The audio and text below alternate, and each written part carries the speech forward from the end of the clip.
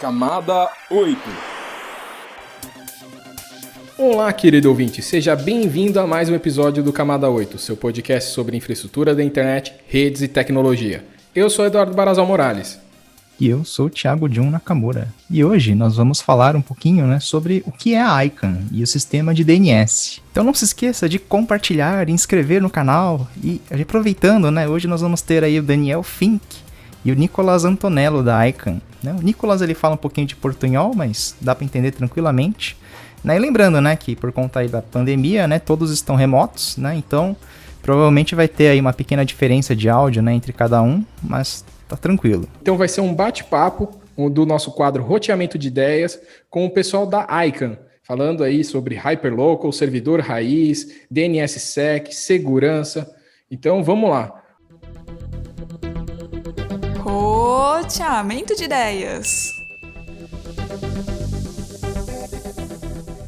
Bom, então vamos começar aí o nosso quadro Roteamento de Ideias, com dois entrevistados, o Daniel Fink e o Nicolas Antonello, da ICANN. São dois especialistas aí da área de segurança que vão falar um pouquinho sobre todo esse sistema de nomes de domínios.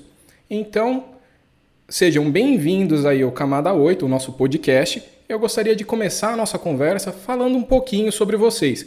Então, Daniel, se apresenta, fica à vontade. Oi, Eduardo. Oi, amigos do Camada 8, tudo bem?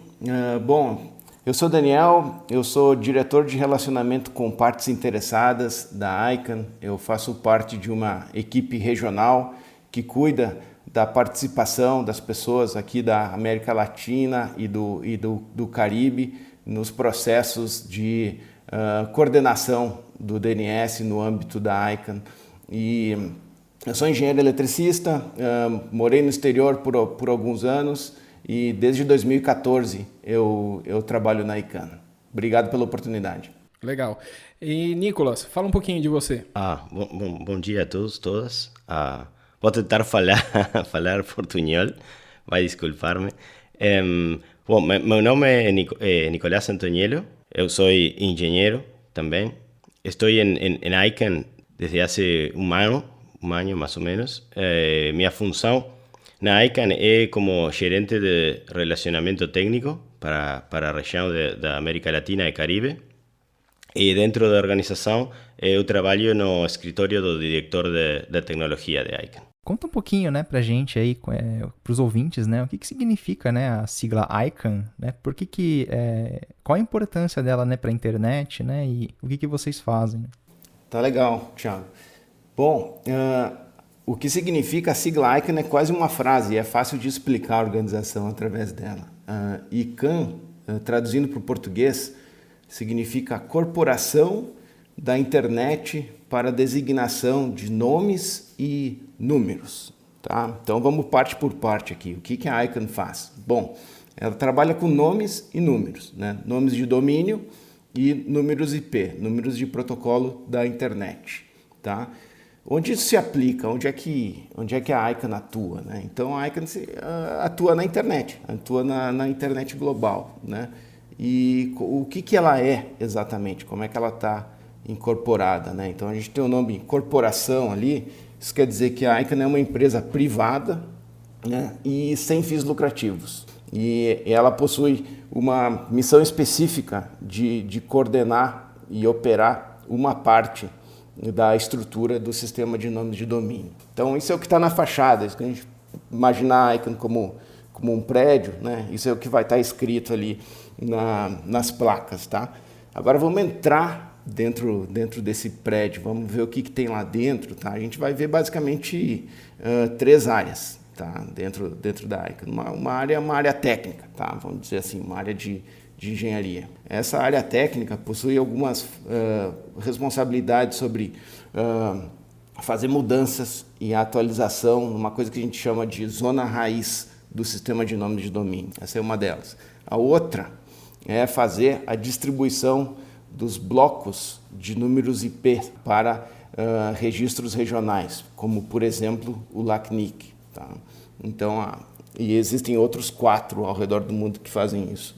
E a ICANN também opera um rótulo de servidor raiz da internet e possui cópias, espelhos em várias partes do mundo. Tá? Então, se a gente entrar na engenharia da ICANN, a gente tem essas responsabilidades, que incluem também o gerenciamento de parâmetros de protocolo, coisas que os programadores utilizam, as aplicações da internet utilizam, né, para definir parâmetros de como os protocolos precisam se configurar. Tá? A ICANN distribui essa biblioteca que fica disponível para todos na rede.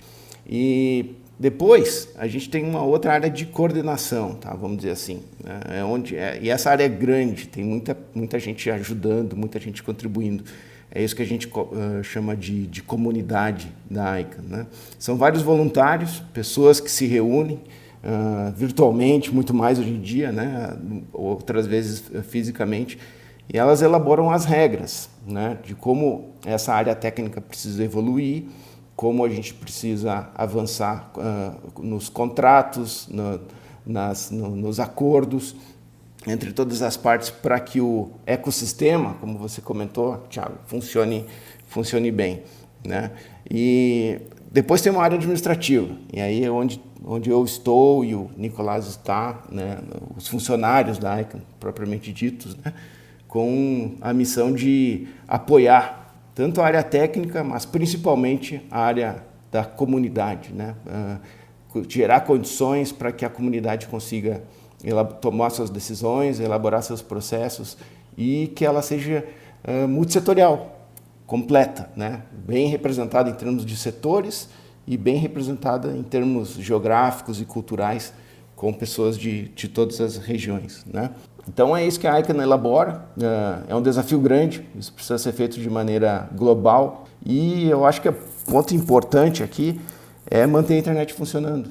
Né? E isso a ICANN faz em conjunto com diversas outras instituições, onde aí está o NIC-BR, está o LACNIC, tá tantas outras, né, que trabalham em pé de igualdade e a importância mesmo é que o usuário de internet, provedor de internet, possa contar com um sistema de nomes de domínio seguro, estável e resiliente. Acho que é mais ou menos isso. Realmente essa foi uma resposta muito completa, né? Foi muita coisa. Tanto é que eu quero destrinchar um pouquinho aí dessa sua resposta. Você falou que a ICANN ela cuida de nomes e números, né? Números geralmente a gente associa com a IANA, né? Ou com o nome PTI. Você pode falar um pouquinho dessa relação da ICANN com a IANA? Sim, a IANA está exatamente dentro da área técnica da ICANN, Eduardo. A IANA é um departamento dentro da organização que executa essas três funções, basicamente. Né? É exatamente a distribuição dos blocos de números IP, a manutenção dos conteúdos da zona raiz do DNS, né? E a publicação dos parâmetros de protocolo. É assim que a gente chama, basicamente, a área técnica da ICANN. Muito bem lembrado. Interessante. Então quer dizer que ela faz parte da ICANN. Outra coisa que você comentou que me deixou ali curioso é com relação à comunidade. Você falou que a comunidade faz parte e gera regras. Como que uma pessoa pode participar e interagir na ICANN? Como que elas devem fazer aí caso tenham interesse? É um processo aberto? Sim, é um processo aberto, está definido no mandato da ICANN que tudo precisa ser aberto, transparente, inclusivo. Então, sim, existem diversas possibilidades de participação. Né? Primeiro que todo mundo pode escutar as reuniões, o que é tratado, o que é debatido entre os diferentes grupos, né? Ver exatamente como é que pessoas da comunidade trazem temas, né, no movimento que a gente chama de baixo para cima, né, o bottom-up, e depois esses temas vão sendo discutidos e, por fim, acabam se tornando uma regra ou se tornando uma decisão. Né. É bom destacar também que quem manda realmente na ICANN são os voluntários, são pessoas que se inteiram dos processos, qualquer pessoa pode fazer isso, e participar de um grupo e ajudar na tomada de decisões, né?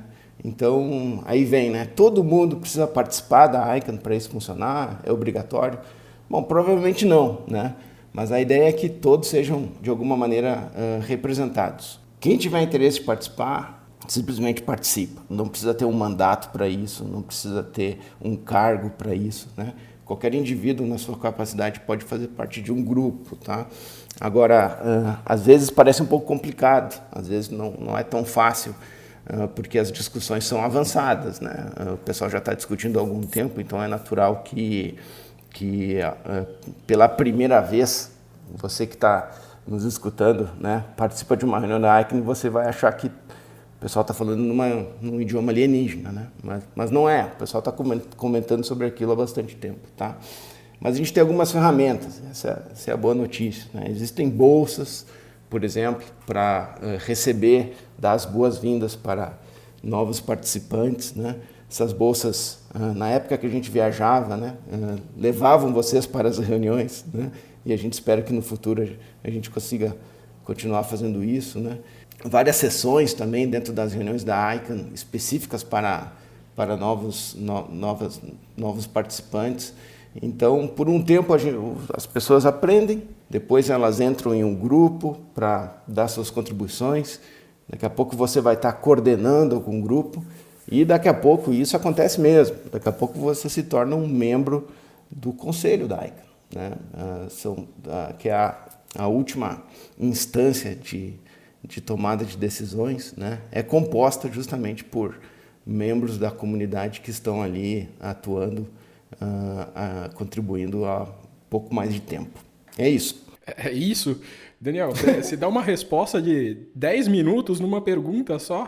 Eu preciso destrinchar um pouquinho aí, porque você cita tanta coisa importante para os nossos ouvintes que a gente precisa saber um pouquinho mais. Vou fazer uma delas. Bom, você falou de bolsa, né? Então, ele se candidata para a bolsa é para participar da reunião. Só que agora as reuniões são online. Ele ganha a bolsa para quê? Para ganhar acesso à internet, para poder acessar a reunião? Como que funciona essa bolsa? Ou parou o programa de bolsa? Ninguém na ICANN, nesses dias de pandemia, as reuniões não estão acontecendo de maneira física, né? Mas o programa de bolsas, o programa de fellowship continua, né? O que está ocorrendo agora de maneira virtual é que as pessoas são convidadas a participar de uma sequência de atividades, tá? E isso inclui, antes da reunião da ICANN, compartilhamento de informações sobre como a organização funciona, etc. Ganham tutores, né? Eles são apresentados a tutores e a outros especialistas, né? E o objetivo de manter o programa de bolsas acontecendo agora, de maneira virtual, é fazer o que a gente pode fazer nessa etapa, mas depois que as coisas retornarem à normalidade, né, a participação física vai acontecer e os selecionados para as bolsas vão poder viajar até as reuniões e conhecer as pessoas da maneira apropriada.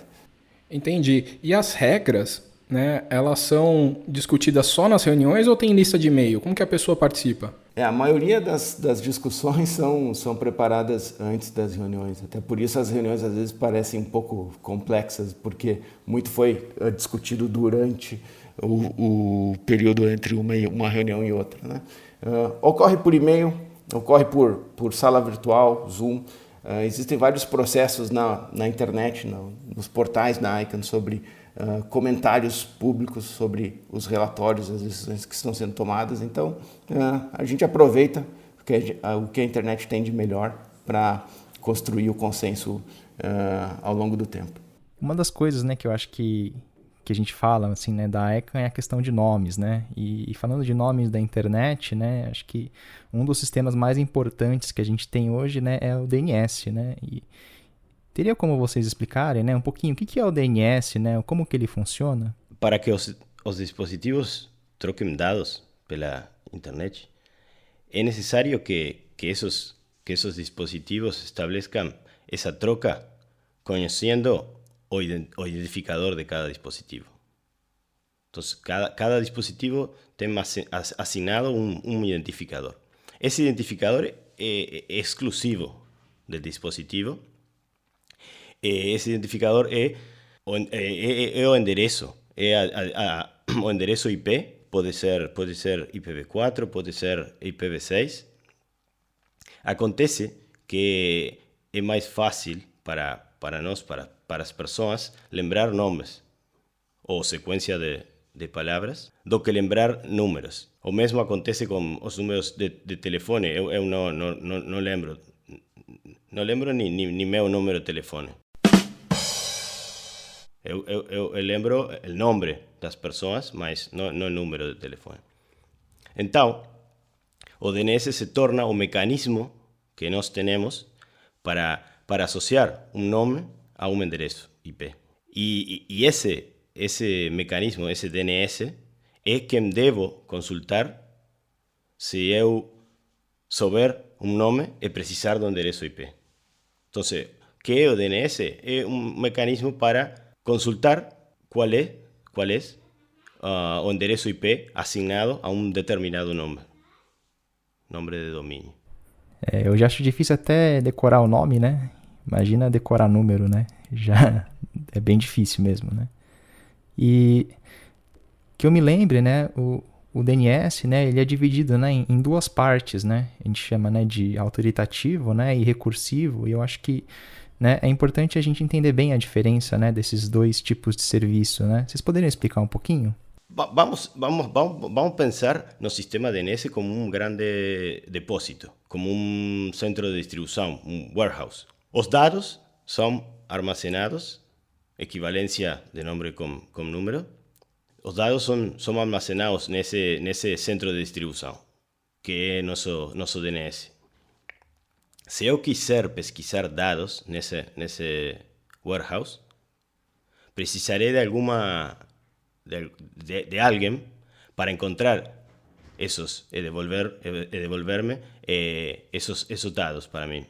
Então, os servidores que fazem parte desse armazenamento, os servidores que fazem parte do centro de distribuição, que são aos que possuem, aos que salvam os dados, são os servidores que nós chamamos servidores autoritativos. Então, os encargados de buscar os dados para os clientes, para nós, nesse centro de distribuição, seriam os servidores que nós chamamos servidores recursivos ou resolvedores.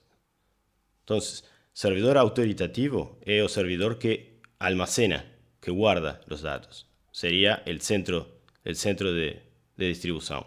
E os servidores encargados de buscar nessa informação, nesse centro de distribuição, são os resolvedores. Então, só fazendo um resumo de tudo que você comentou até agora, o DNS ele é um sistema de resolução de nomes. Então, toda vez que você quer acessar algum site na internet, você tem ali o nome do site, por exemplo, nick.br, e aí você vai tentar descobrir o endereço IP daquele nome, né? O IPv4 ou IPv6. E aí você se comunica com o servidor e resolve esse nome. E quem guarda essa informação que o NIC.br tem esse IPv4 e esse IPv6 é o autoritativo. E quem faz a pergunta para ele é o DNS recursivo, né? O resolvedor que você está comentando, certo?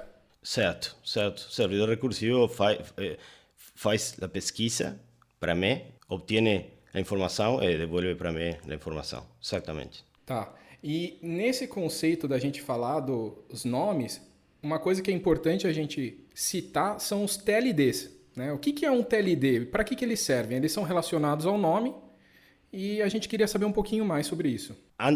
Primeiro, falemos o seguinte: a forma como armazenamento e pesquisa de informação é implementado no sistema de nomes de domínio é por árvore invertida. Onde temos a raiz desse árvore no topo e depois os ramas e nós abaixo. Os nós são o que chamamos domínios. Os separamos em níveis. Nós separamos esses domínios em níveis, como se fossem etapas desse árvore. Os TLDs, Top Level Domains, são chamados domínios de nível superior, de primeiro nível, porque são os que estão na primeira etapa, no árvore, abaixo da raiz. E eles são compostos basicamente pelo que chamamos domínios genéricos, GTLDs, e domínios que correspondem aos códigos atribuídos aos países, CC, Country Codes, TLDs. Entonces, os TLDs son llamados así porque son os dominios que están na primeira etapa, no primer nivel, abaixo da raiz, e basicamente são dois tipos de domínios genéricos, GTLDs, e domínios asignados a código de país, CCTLDs. O Nicolas comentou, né, que existem dois tipos, né, de TLDs, né, o CCTLD, né, e o GTLD, né. Então, Daniel, se puder explicar para a gente um pouquinho, né, acho que tem diferença, né, desses dois TLDs, né, como é que eles são criados, né, é a ICANN que define isso? Foi definido, Thiago, antes até da criação da ICANN, né, essas duas famílias ou duas classes, né, de nomes de nível superior genéricos e nomes de nível superior de código de país, né? São dois tipos diferentes e eles vivem juntos na zona raiz do DNS, como o Nicolás explicou. Eles estão juntos lá, mas eles têm essas duas distinções. Primeiro, genérico. Qual é a ideia de ter um nome de domínio superior genérico? Ele é um domínio de propósito geral, né? Ele representa alguma atividade, algum princípio da organização que está por trás dele. Qual é o exemplo mais popular de nome de domínio de topo genérico, né? É o .com. O .com foi criado em 85. .com foi criado para iniciar o registro de nomes para os negócios da internet, mundo afora, né? 85 faz tempo e o .com é dessa idade aí. Tanto que .com é .commercial, né? De commercial, isso, de comércio, né? Traduzindo diretamente para o português é comércio, exatamente. E como ele é mais velho, ele se tornou mais popular, né? Mas junto com o .com, ele tem a mesma idade do .gov, do .edu, do .mil, né? E hoje em dia existem outros, até junto dessa família aí dos nomes genéricos, né? Então, quando tem linha geral, né? Quando tem 3 letras ou mais, é nome genérico. E quando tem 2 letras, aí sim a gente entra nos códigos de país, né? A gente tem um nome de domínio superior, né? Que está representando aí um país ou um território, e a gente utiliza 2 letras para isso. Essas 2 letrinhas têm uma história interessante, não foi uma decisão dos engenheiros que criaram a internet ou o DNS, não foi uma decisão da ICANN. A gente emprestou essa organização das 2 letras para código de país da ISO, né, do Instituto Internacional de Normas, né? Especificamente a norma é a 3166, que estabelece códigos para países de 3 letras e 2 letras. Então a gente emprestou 2 letras e colocamos isso na zona raiz. São 248 códigos de país que a gente tem na zona raiz, e de genéricos a gente tem 1.279 nomes genéricos registrados hoje na zona raiz.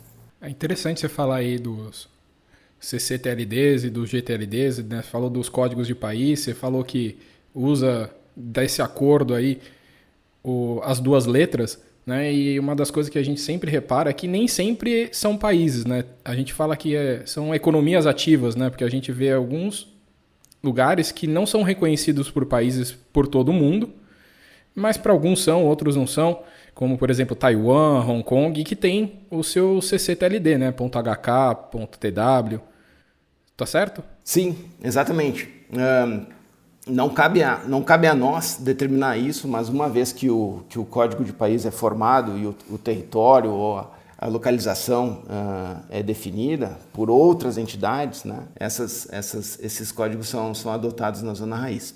E aí já gerou uma curiosidade minha. Dos CCTLDs, né, dos códigos de países, quais são ali os mais utilizados no mundo? Eu sei que o do Brasil é um dos mais utilizados, né? A gente tem ali mais de 4.600.000 .br, né? A gente já é um caso de sucesso, tá? Acho que entre os top 10. Mas aí, quais são os mais utilizados? Bom, depois do .com que a gente comentou, tá? A gente tem um caso interessante de um código de país que é o .tk, né? É o segundo mais utilizado no mundo. E por que TK é o mais utilizado? Bom, a resposta é simples, preço, né? Esses domínios são distribuídos em um arranjo, né, econômico comercial que para você registrar esse domínio você não precisa pagar por ele, tá? Eles possuem outras formas de fazer isso. Então, em função de preço, né, ele acabou se tornando bastante popular. Mas depois a gente tem aí a Alemanha, a gente tem China, né, o CCTLD da China, por questões de população, né, é muito popular.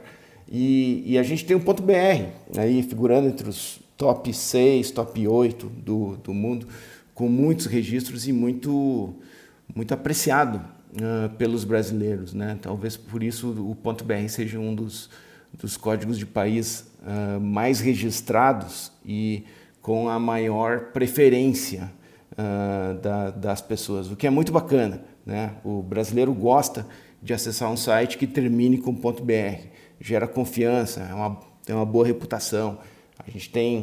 A gente sabe que vai ter um brasileiro por trás da responsabilidade daquele serviço da internet que a gente está acessando. Isso é muito bacana. .br é muito bem gerido, muito bem distribuído e acessível a todos.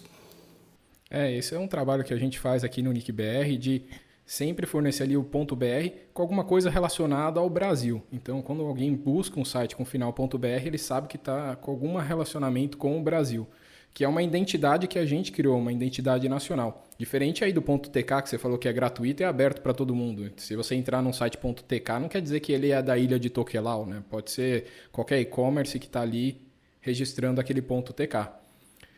E dos GTLDs, né? Eu ouvi falar que vocês criaram novos GTLDs, né? Você comentou dos antigos, né? Do .com, do .org, do .edu, mas eu vi que surgiram novos, né? De uns tempos para cá. Comenta um pouquinho e aí fala quais são os mais utilizados.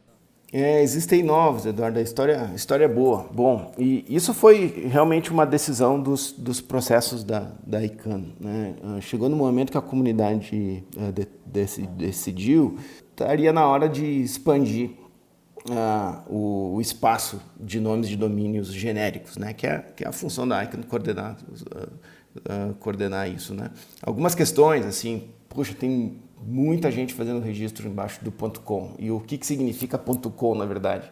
Né? Existem várias categorias de negócios diferentes, mundo afora. E .com é bastante genérico. Aí começa a faltar, né? Se não me engano, se você quiser um domínio de 4 letras e quiser registrar ele embaixo do .com, não tem mais essa possibilidade. Então, precisava expandir. E aí foi aberto um programa para registro do que a gente chama de novos GTLDs, novos domínios genéricos. Houve várias aplicações, né, de vários segmentos diferentes de negócios, marcas também foram registradas, né? Então, hoje, se você olhar a lista de nomes de domínio genéricos, você pode procurar isso na página da IANA ou fazer qualquer consulta, você vai encontrar, né? Você passa horas ali olhando, nossa, que nome interessante, nossa, por que será que fizeram isso? E cada um tem a sua historinha. É bacana brincar com isso, você acaba tendo ideias boas. Agora, foi feita outra coisa também, Eduardo, em relação a gente universalizar a internet para todas as pessoas de qualquer cultura, né? Então, além dos nomes genéricos que a gente pode ver lá como .bar, .pizza, etc., existem também nomes em outros caracteres, né? Em chinês, em japonês, em árabe, em cirílico. Esses nomes também foram incluídos na zona raiz e também outros códigos de país foram convertidos, né, dos caracteres latinos que a gente está habituado para caracteres de cada região. Então, por exemplo, o código de país da China, que é o .cn, né, tem um equivalente ponto alguma coisa em chinês. Isso existe já e é bacana a gente comentar sobre isso, principalmente para os provedores, para os operadores de rede, porque isso está causando alguns impactos muito bacanas na internet, né? Pessoas vão poder ter uma experiência 100% alinhada com o seu idioma, com a sua cultura. É importante, às vezes, fazer algumas configurações ou ficar alerta para algumas reclamações, talvez, de alguns clientes, quando a gente estiver recebendo algum turista de algum país desses, ou então algum imigrante que possua um e-mail em japonês ou em chinês. Pode surgir para o provedor alguma pergunta, assim, olha, o meu sistema aqui não está funcionando. A minha internet aqui não estou conseguindo mandar e-mail, por exemplo. Isso é culpa do provedor? Não é. Né? É culpa talvez do software que ele está utilizando. Mas é importante ter noção disso para poder orientar o usuário sobre qual o sistema correto utilizar. Não sei se me alonguei demais aqui. Você falou de um monte de assuntos. Realmente, você está falando aqui desses novos GTLDs, além de surgirem novos nomes, eles podem surgir agora em várias línguas, né? E realmente isso daí é um novo patamar para a internet, né? Conseguir agregar aí mais gente para participar desse ciclo. Bom, o NIC-BR, só para comentar, a gente também tem papel nesses GTLDs. O NIC ele registrou ponto bom, ponto final, que em breve o pessoal deve abrir ali para o pessoal registrar. E que tem outras empresas aqui do Brasil que também registraram, se eu não me engano, ponto Globo, ponto UOL, e que vocês podem ali utilizar. Não quero fazer propaganda de nenhum deles, mas já existem GTLDs brasileiros, né, e tem muito sendo utilizado, né, na internet. Qual que é o mais utilizado desses novos aí, você sabe? Olha, a gente tem, em geral, na internet, o mais utilizado é o ponto XYZ. Popular muda forte. Um brasileiro perguntar se faz sentido? Não sei, tá? Mas ele é um dos mais registrados, faz sentido para vários países, várias pessoas. O outro, que é o mais popular, é um que faz menos sentido para nós ainda, né? Que é o ponto ICU. Já ouviu falar, Eduardo? Não ouvi não. Qual é o sentido que faz ponto ICU? Para a gente pouco, né? Talvez a turma lá lembre de em inglês fala ICU, alguma coisa assim. Mas esse é o que a gente vê assim de maior volume de registros mundo afora. Aí tem, depois em termos de popularidade, vem outros que talvez façam mais sentido, como ponto online, ponto top e por aí vai. Aqui no Brasil, como você bem falou, talvez os que mais possuem acesso, assim, nós temos 2 bancos brasileiros grandes que utilizam as suas marcas no nível superior, né? A gente tem empresa de petróleo, tem empresa de mídia, como você comentou, né? Empresa de cosméticos. Tem governo, ponto Rio, né? Tem governo, prefeitura, exatamente, prefeitura. Que é uma categoria interessante. Várias cidades do mundo aproveitaram também essa oportunidade, né, para colocar ali o seu nome, o que é bacana.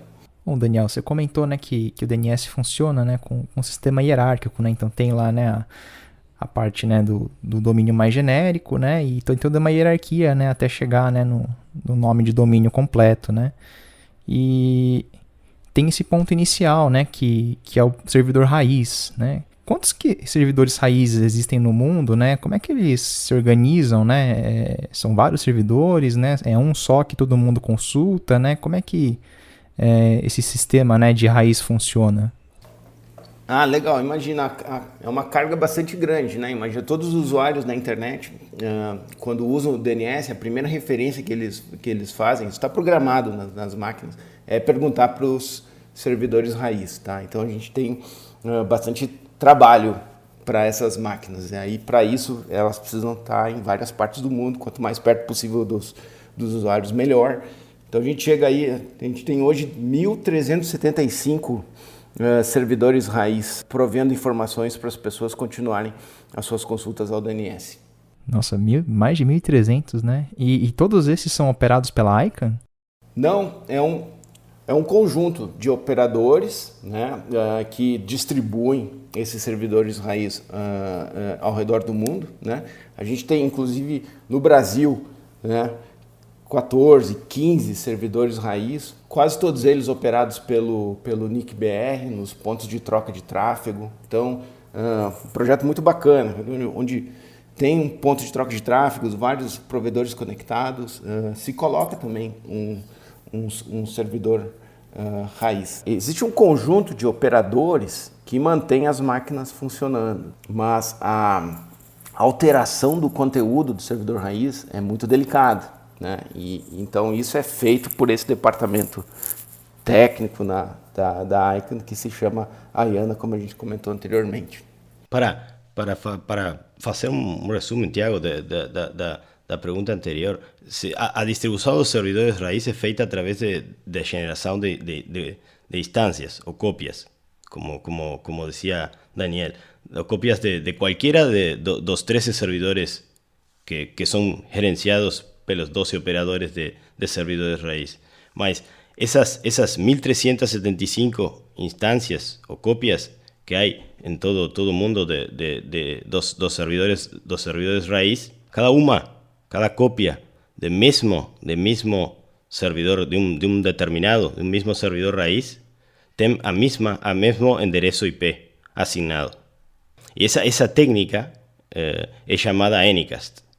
¿Sí? Anycast, esa técnica es asignar a mesmo endereço IP a más de un servidor. Entonces você logra tener miles de instancias, mas solo 13 endereços associados a essas instâncias. E uma das coisas que a gente ouve falar bastante é que essas instâncias, a maioria delas, né, os raízes, os 13, estão localizados nos Estados Unidos. Muita gente fala que isso dá um certo controle ao governo americano sobre a internet. Como que vocês enxergam isso? Bom, Eduardo, a gente divide essa responsabilidade sobre a zona raiz entre quem faz a alteração na zona raiz e quem faz a operação de servidores raiz, né? Então, a alteração na zona raiz é feita por uma entidade só, que é coordenada pela comunidade global de partes interessadas. Esse é o que faz a IANA.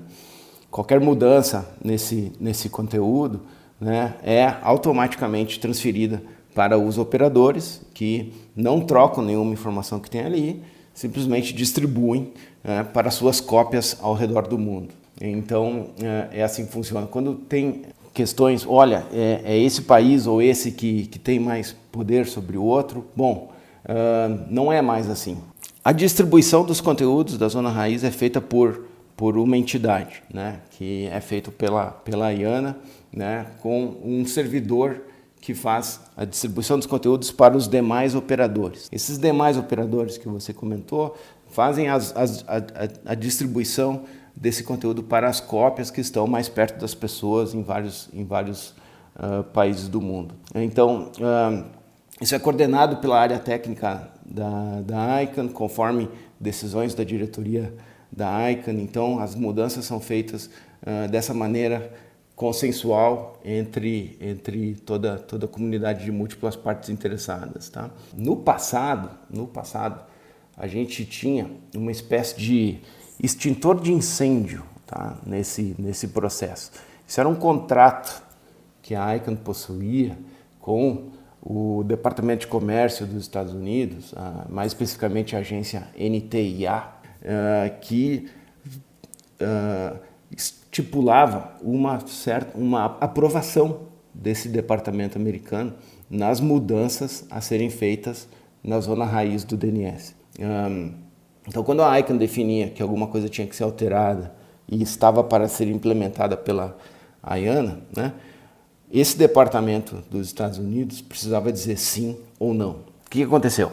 Eles já disseram não alguma vez? Né? Não, nunca disseram que não, né? Porque os processos foram bem conduzidos, sempre. Todas as decisões foram acordadas e nunca precisou, digamos assim, utilizar esse extintor de incêndio. Mas ele estava lá. Caso alguma coisa acontecesse errado, alguém poderia, digamos assim, corrigir essa alteração, tá? Mas isso não era legal para todos os outros países, né? Então, sempre havia muitos questionamentos. Por que um país tem esse poder e outros não têm? E isso mudou. Ocorreu uma reforma que começou em 2014, né, com o governo americano solicitando uma proposta para não fazer mais essa função de custódia das alterações da zona raiz. Tá? Isso começou em 2014 e em 2016 uma proposta foi elaborada pela comunidade da ICANN e foi aprovado. Tá? Então, com isso, a comunidade da ICANN agora possui mais responsabilidades, né? E esse contrato, então, com o governo americano não existe mais, expirou. Então, hoje em dia, não existe mais essa necessidade de aprovar com um só governo, mas, em contrapartida, existem vários recursos da comunidade, qualquer governo pode fazer uma apelação, qualquer grupo pode questionar uma determinada alteração na zona raiz, né? E essa foi a forma encontrada, digamos assim, para substituir um país que tinha essa função, não passar para outro país que poderia gerar o mesmo tipo de problema, né? Mas sim, né, transferir essa responsabilidade para a comunidade global de partes interessadas. Uma cosa interessante que a vezes genera confusão é a questão essa de las múltiples cópias de um mesmo servidor. ¿Sí? Se você olhar para o mapa de distribuição global de servidores raíz, esos 1.375 instancias están distribuidas, muy bien distribuidas en todo el mundo. Por ejemplo, no Brasil hay más de 30 instancias de servidores raíz, solo en Brasil.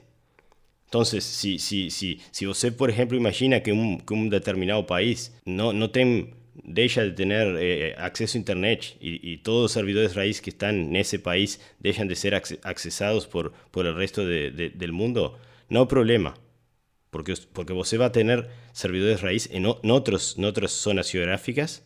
Você va a tener servidores raíz no Brasil, va a tener servidores raíz no Uruguay, no Argentina, no en todo el mundo. Entonces, la probabilidad de que você no pueda accesar un servidor raíz es prácticamente no existe esa probabilidad. Es muy baja, muy baja. Entonces, a veces la gente confunde el hecho de que cuántas organizaciones administran los servidores y cuántos servidores hay. Servidores raíz hay muchos. 1.375 es un número muy grande y você sempre vai ter acesso a um de ellos. É bem legal isso que você comentou, né, Nicolas?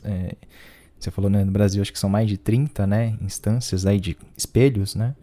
Inclusive aqui no próprio PTT, né, do XBR, a gente tem, né, a cópia do L-Root, né? Como que essa parceria, né, ela funciona, né?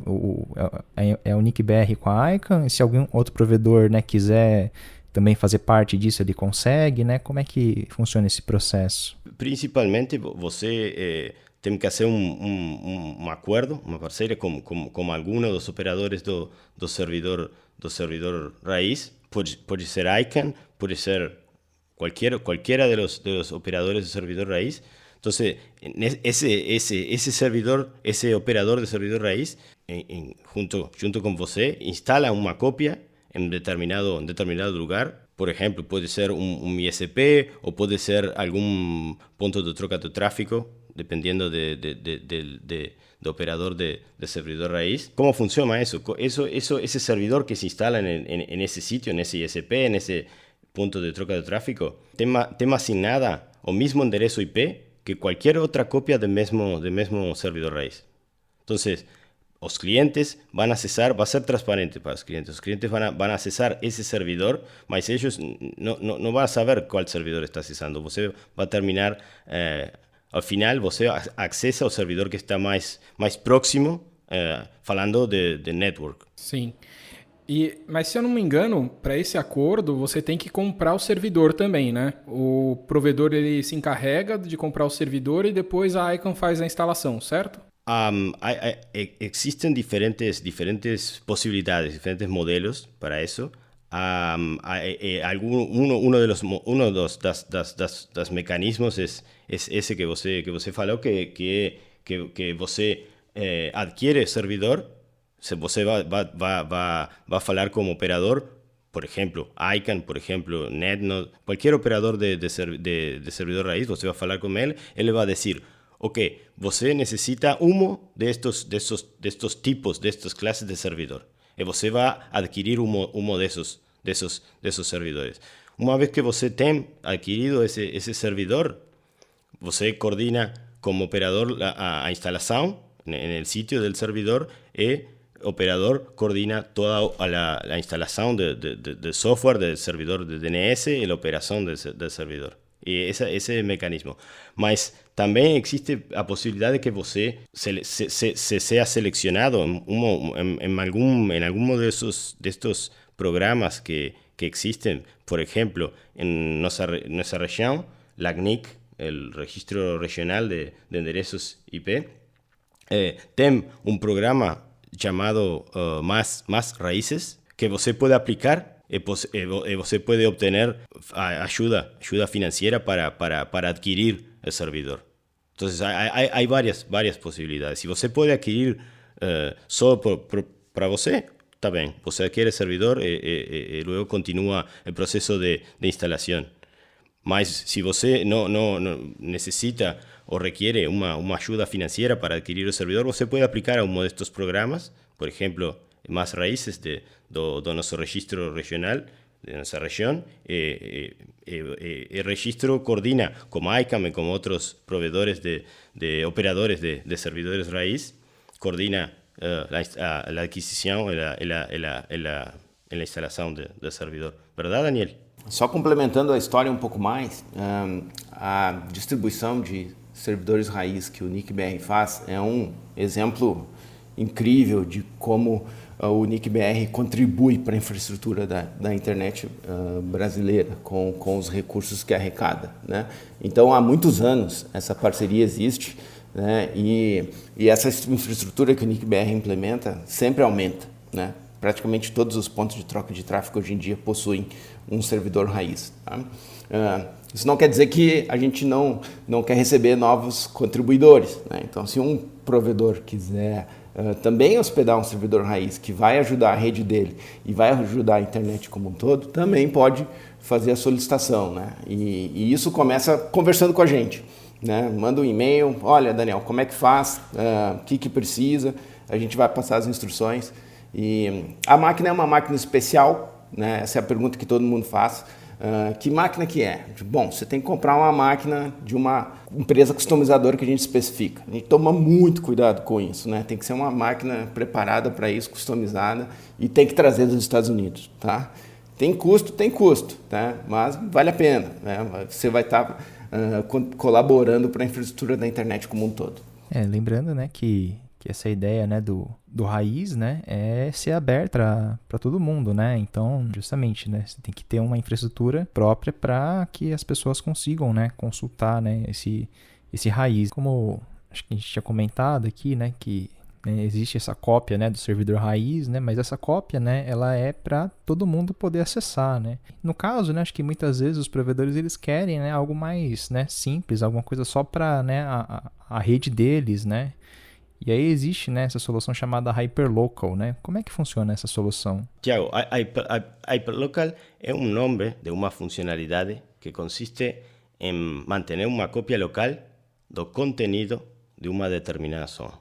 Nessa cópia local é armazenada nos próprios servidores recursivos. Hyperlocal é uma funcionalidade do servidor recursivo. Por exemplo, podemos configurar un determinado servidor recursivo para mantener una copia local da zona raíz. Eso sería hyperlocal da zona raíz. ¿Sí? Siempre debemos lembrar que lo que tenemos no es un servidor autoritativo, es un servidor recursivo con la funcionalidad de hyperlocal. Entonces, ese servidor recursivo que você configuró con hyperlocal, normalmente você va a tener ese servidor recursivo. Ese servidor recursivo no va a estar abierto para todo el mundo, va a ser solo para sus clientes. Si você es una diferencia grande entre un servidor recursivo y un servidor autoritativo. El servidor autoritativo siempre tiene que estar abierto a todo el mundo, porque el servidor autoritativo que tiene los datos para una determinada zona, si você no tem aberto su servidor autoritativo a todo el mundo, no va a funcionar. Mas su servidor recursivo, que es el que busca, el que pesquisa información, servidor recursivo no. Servidor recursivo normalmente está solo abierto para sus clientes. Entonces, ¿quiénes van a poder accesar ese hyperlocal? ¿Quiénes van a poder accesar esa información da raíz que você tem almacenada en su servidor recursivo? las mismas que pueden accesar el servidor recursivo, que son sus clientes. ¿Y qué va a hacer con eso? Con eso, entre otras cosas, você va a hacer que la pesquisa sea más rápida. Você va a tener la respuesta antes. Porque primer tarea que el servidor recursivo va a hacer cuando va a resolver un nombre va a ser consultar a raíz. Mas si el servidor recursivo tiene la información de la zona raíz localmente almacenada, eso va a ser mucho más rápido. Entonces você va a tener más respuesta antes y vuestro servidor recursivo va a responder muito antes al cliente. Muito interessante o que você falou, Nicolas, porque você juntou muitos conceitos na sua resposta. Primeiro deles, você falou assim, o Hyperlocal é uma coisa que vai junto com o DNS recursivo. Então a gente já consegue assumir que tem que ser só para os seus clientes, porque o DNS recursivo ele é aberto para o mundo, ele pode ser utilizado para fazer ataques de amplificação, né, de negação de serviço. Então é interessante que seja só para os nossos clientes. E depois de toda essa explicação, eu consigo entender, veja se eu estou errado, que a ordem de preferência para um provedor deveria ser a seguinte: ele deveria começar lá construindo o seu DNS recursivo, colocando o Hyperlocal. Por quê? Porque isso daí ia dar uma velocidade muito melhor, porque é resolvido logo dentro da mesma máquina. Nesse caso, é uma solução muito boa e que vai dar ali uma melhor velocidade na internet do provedor. Depois disso, se ele quiser ajudar a comunidade em si, ao invés de ter o Hyperlocal, ele poderia ter uma cópia do servidor raiz, né? Então ele começa aí não só a atender os seus clientes, mas atender também a comunidade. E no último caso, se ele não tiver nenhuma dessas opções, ele se conectar, por exemplo, num PTT, num ponto de troca de tráfego, que tenha já ali uma cópia do servidor raiz. Tudo ali para ter a melhor internet. Eu estou errado nesse pensamento? Não, você não está errado, mas a minha resposta poderia ser mais ou menos. Por quê? Sempre devemos lembrar que são funcionalidades diferentes, são coisas diferentes. Uma coisa é, como você falava, o servidor autoritativo, que é aberto a todo mundo, sua organização pode acessar esse servidor autoritativo, mas qualquer outra organização também pode acessar o mesmo servidor autoritativo. Então, se você tem servidor autoritativo numa determinada organização, em um determinado país, isso favorece a todas as organizações desse país. Todos os servidores recursivos que van a hacer una consulta na zona raíz podem acessar esse servidor, essa cópia do servidor raíz que você tem em sua organização. Isso por um lado. Outra coisa é a Hyperlocal, onde você, como falamos, tem uma cópia em seu servidor recursivo da zona raiz, da data da zona raiz. Uma das vantagens, como você mencionava, é se você despliega seu servidor recursivo e implementa Hyperlocal, você pode fazer as consultas mais rápidas, porque você vai ter essa consulta da zona raiz, não vai necessitar fazer a consulta a um servidor autoritativo, porque você já tem a informação. Mas você tem que ter em conta uns aspectos de segurança. Por exemplo, é muito recomendável que você tenha, casi que eu diria personalmente que é necessário, mandatório, que você implemente DNSSEC. Por quê? Porque você está agora, com Hyperlocal, está mantendo uma cópia local da zona raiz. Se você não implementa DNSSEC, não valida DNSSEC em seu servidor recursivo, que passa se alguém logra acessar seu servidor recursivo e trocar dada da informação na zona raiz? Entende? Então, é risco. Si usted mantém una copia local de la zona raíz, tiene un potencial riesgo eso. Entonces, hay que balancear ese riesgo y hay que tener medidas de seguridad agregadas. Otra medida de seguridad que recientemente IETF aprobó o estandarizó un mecanismo para validar la zona raíz como una zona entera, para validar con un mecanismo similar a una firma electrónica, Uma zona inteira. Então, esse mecanismo, dentro de muito pouco tempo, eu acho que será uma questão de 2 ou 3 meses, provavelmente vai estar já disponível ou mais cerca do final nesse ano, vai estar disponível para en las versiones de los servidores, en las nuevas versiones dos servidores recursivos. Eso va a permitir que você verifique ojalá que en forma automatizada, la firma electrónica de una determinada zona, en particular de la zona raíz. Entonces eso va a agregar seguridad a mecanismos como Hyperlocal. Acho que é bem isso, né, Nicolas? Essa questão de segurança, né, ela é super importante, porque, principalmente, né, na parte de DNS, né, porque uma vez que uma dessas partes, né, elas sejam comprometidas, aí, né, realmente a gente perde o controle, né, a gente não consegue mais validar, né, se a gente está no site certo, né, se a gente não está num site malicioso. Então, realmente é uma coisa que, né, na internet, né, é muito visada, né, e a gente sempre tem que estar atento. Um dos processos, né, que eu me lembro que, né, existia aí, né, acho que até no final do ano retrasado, né, que era a questão do KSK Rollover, né, que acho que muita gente tinha, né, medo, né, dessa troca de chaves, né, do DNS raiz. Queria que vocês comentassem um pouquinho, né, como é que foi esse processo. A gente tinha medo porque nunca foi feito antes.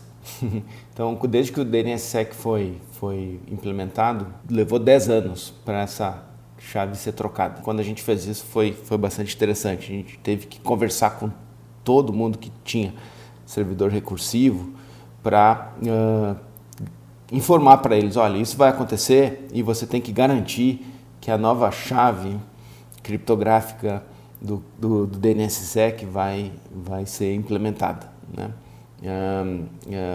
A gente trabalhou junto, né, Eduardo, Thiago, nisso, conversando em todos os eventos, e o pessoal foi tomando conhecimento sobre isso, verificando se a sua chave iria ser atualizada automaticamente ou se precisava fazer isso de maneira manual, e no fim das contas foi tudo bem, né? A internet não parou com essa troca, porque o pessoal estava em alerta e todo mundo tomou as suas precauções. E isso foi bem bacana. Hoje a gente tem um DNSSEC mais robusto ainda, com uma nova chave, e de repente, no futuro, a gente vai precisar conversar com todos os amigos novamente para alguma nova troca, mas a gente ainda não sabe sobre isso, por isso que é bacana ficar, de vez em quando, dar uma olhada nas redes sociais da ICANN, do NICBR, saber o que tem de novidade, o que pode influenciar na minha rede ou não, e a ideia é a gente manter esses canais sempre abertos para colaborar e trocar informação. Uma coisa interessante com respeito a isso que Daniel falava é que las aplicações dos servidores recursivos, as aplicações dos servidores recursivos como Vine, como Unbound, as últimas versões dessas aplicações, desses servidores recursivos, já mantêm, actualizam em forma automática, quando você instala seu servidor recursivo, a comportamento por defecto, default, é automáticamente mantener actualizada esa información con respecto a la llave pública, por decirlo de una manera, para la zona raíz, ¿sí? Entonces, hace unos años, si você tem uma versão antigua o anterior de servidor recursivo, puede ser que você tuviera que hacer eso manualmente. Y esa era la preocupación que você falava de cuando você rota, hace el KSK rollover. Si el procedimiento es manual, si você tem que actualizar en todos los servidores recursivos eso manualmente, você no puede estar seguro de que todos van a hacerlo.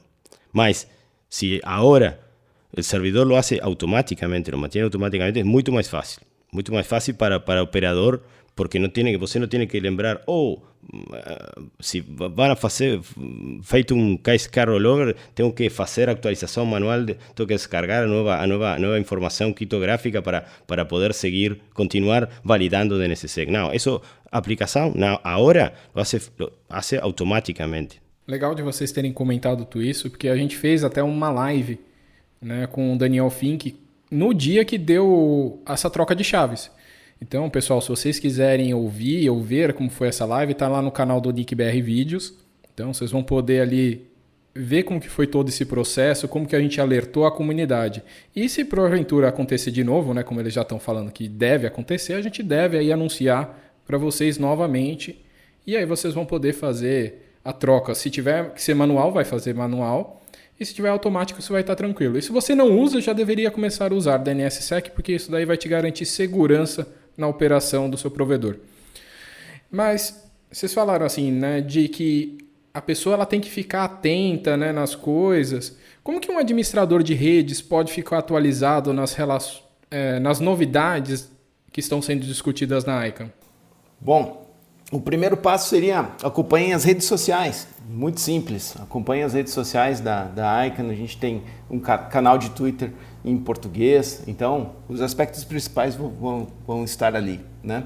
Se você tiver dúvidas, quiser se aprofundar um pouco mais, você vai encontrar uma sessão de uma reunião gravada ou você vai participar de uma reunião ao vivo e vai se inteirar. E isso é muito bacana.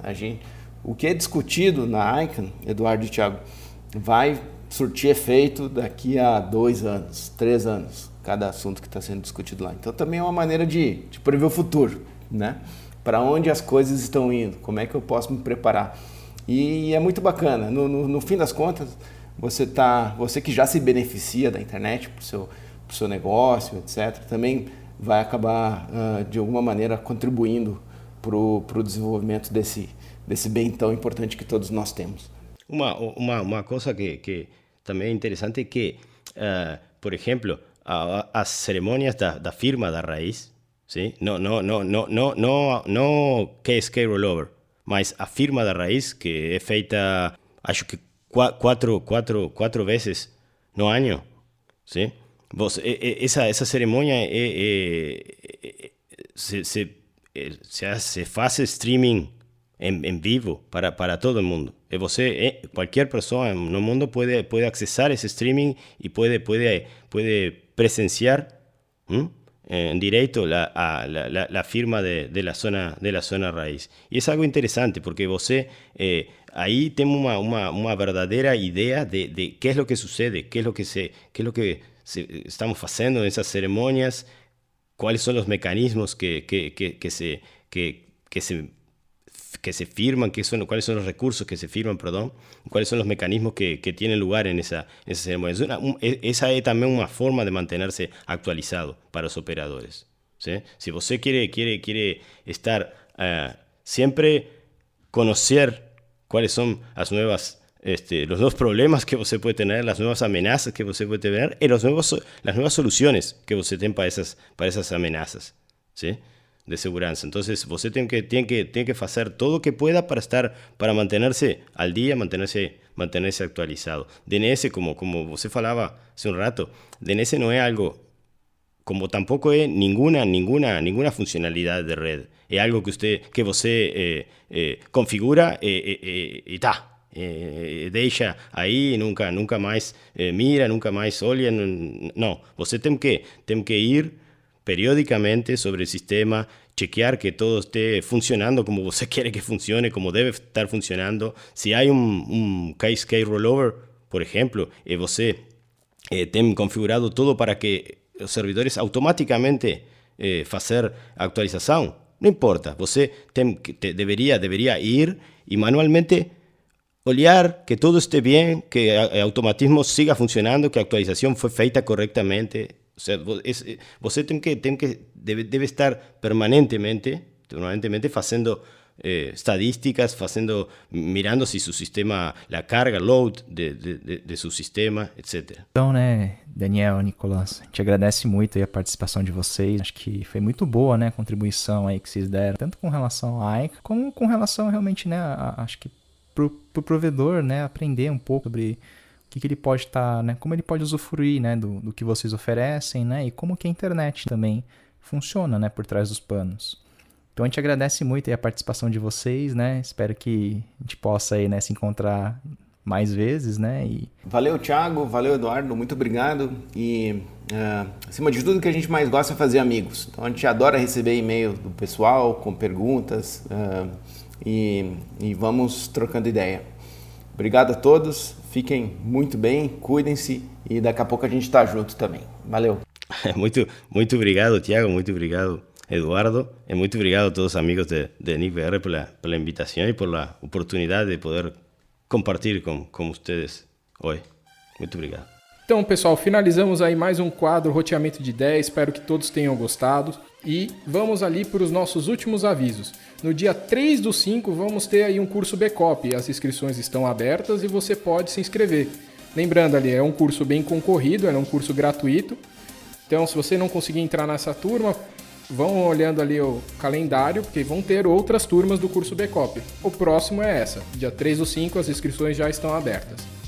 Teremos também a live do Intrarrede sobre legislação e tecnologia, o impacto das leis na gestão das redes e da internet, no dia 28 de abril de 2021, às 10 horas da manhã, horário de Brasília. Então aí, mais um evento para vocês se especializarem na área de redes. Vale a pena assistir. Vamos ter ali uma mesa redonda cheia de especialistas debatendo aí questão sobre legislação. Só que de um aspecto mais técnico, não no aspecto ali de juridiquês. A gente está querendo trazer ali mais para o nosso ambiente, que é de gestão de redes. E no dia 10 a 14 de maio vai ter o evento do LACNIC, um evento online, o LACNIC 35. Então também é aberto, se vocês quiserem ali participar e assistir, tem as gravações do LACNIC 35. Sugestões de temas, dúvidas, elogios, críticas construtivas são todas bem-vindas.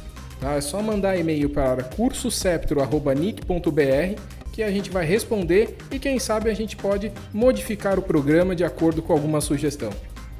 E não se esqueçam, né, de seguir as nossas redes sociais do NICBR, né?